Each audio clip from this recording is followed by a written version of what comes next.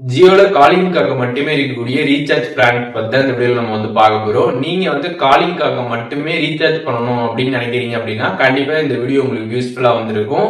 Channel பிடிச்சிருந்துச்சுன்னா subscribe பண்ணிக்கோங்க. வீடியோக்குள்ள போகலாம்.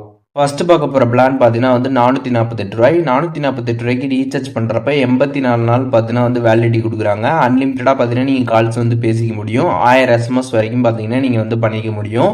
அண்ட் செகண்ட் பார்க்க போகிற பிளான் பார்த்தீங்கன்னா வந்து 1748 ரூபாய். 1748 ரூபாய்க்கு ரீசார்ஜ் பண்ணுறப்ப 336 நாள் பார்த்தீங்கன்னா வந்து வேலிடிட்டி கொடுக்குறாங்க.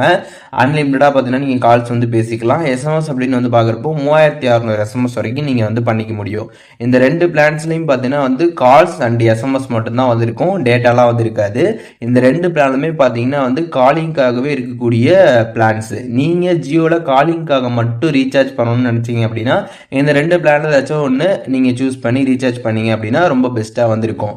இப்போது இந்த வீடியோ மூலியமாக ஜியோவில் காலிங்காக மட்டுமே இருக்கக்கூடிய பிளான்ஸ் பற்றி டீட்டெயில்ஸ் எல்லாமே தெரிஞ்சிருப்பீங்க. இதில் எதுவும் டவுட் இருந்துச்சுன்னா கண்டிப்பாக கமெண்ட்ஸில் மென்ஷன் பண்ணுங்கள், எல்லாருக்குமே ரிப்ளை பண்ணுறேன்.